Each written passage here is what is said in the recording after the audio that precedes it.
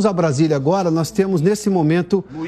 no Senado Federal, está aí o senador Eduardo Girão sobre esta comissão de transparência que vai investigar uma série de denúncias do processo eleitoral. Acompanhe. E não iremos entrar aqui na questão do respeito ou na falta dele que ocorreu quando o ministro foi gentilmente convidado pela Comissão de Transparência, Fiscalização e Controle para vir a essa casa dialogar sobre democracia, no caso sobre o ativismo judicial no Brasil. Ele não apenas recusou, como nem deu satisfação para essa casa revisora da República. Mas também não vamos entrar numa frase infeliz que demonstrou um respeito também ao povo brasileiro, porque um cidadão, na semana passada, foi abordar de forma muito cortês, educada, pedindo por favor ao ministro, nessa viagem que eles foram lá a Nova York, falar sobre democracia e liberdade, e ele respondeu, isso o mundo todo tomou conhecimento, repito, de uma forma infeliz, falando perdeu o mané, que é uma gíria que aqui no Brasil a gente sabe, talvez no exterior as pessoas não tenham compreendido bem, mas é uma gíria que é usada por alguém que subtrai algo do outro e fala isso de uma forma grosseira para a pessoa que teve subtraído uma bicicleta, um celular, uma moto e talvez os seus direitos. Eu queria apresentar aqui rapidamente, que os colegas vão se manifestar, aqueles que quiserem, mas os pontos centrais desse pedido de impeachment, porque o respeito que a gente está falando aqui, e aí eu entro, é o respeito à Constituição brasileira. Primeiro ponto, que esse caos que a gente está vivendo hoje, talvez aí um dos pontos centrais seja uma atitude do ministro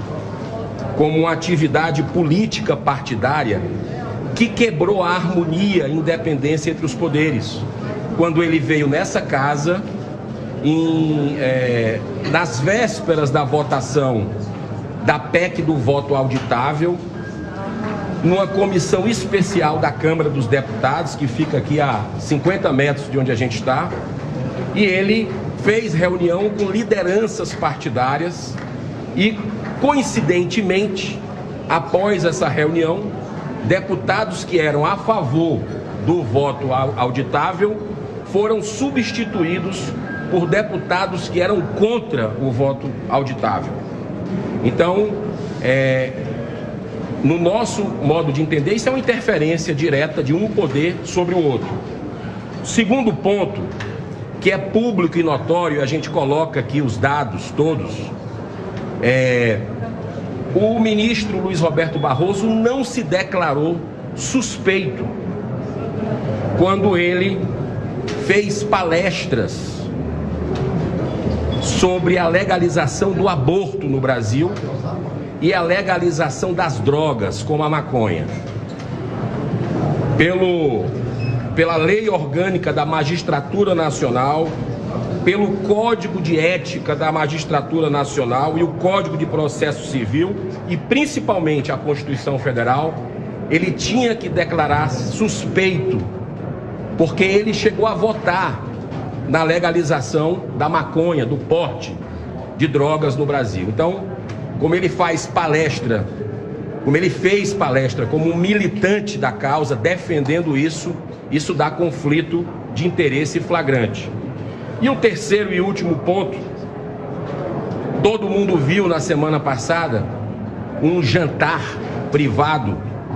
entre o ministro Luiz Roberto Barroso com a presença do advogado do ex-presidente da República, Luiz Inácio Lula da Silva, o doutor Cristiano Zanin. Então, aquela imagem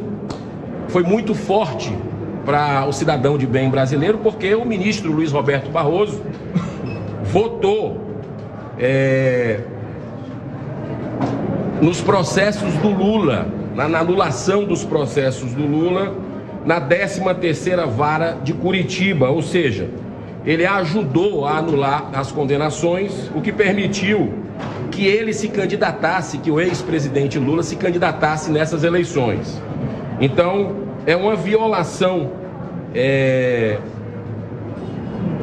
porque ele não se declarou suspeito e teve esse encontro privado. Então, isso não é de bom tom e a gente respalda todos os artigos que são afrontados na nossa Constituição a partir desse encontro. Então, Quai, seu app de vídeos curtos.